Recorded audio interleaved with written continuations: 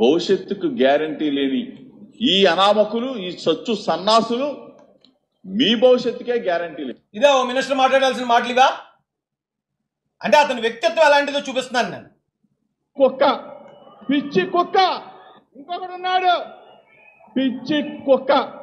పిచ్చి కుక్క ఎవడాడు? పవన్ కళ్యాణ్ అనేవాడు పిచ్చి కుక్క.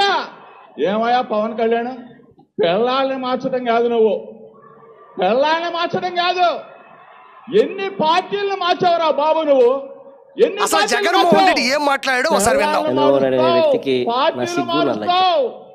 మార్చడం అనేది, మార్చడం అనేది ఈ పవన్ ఎంత ఎదవన్నారు, ఎదవ ఎవడన్నా ఉన్నాడంటే ఈ వైసీపీ పార్టీలో టాప్ 10లో ఖచ్చితంగా ఉంటాడు.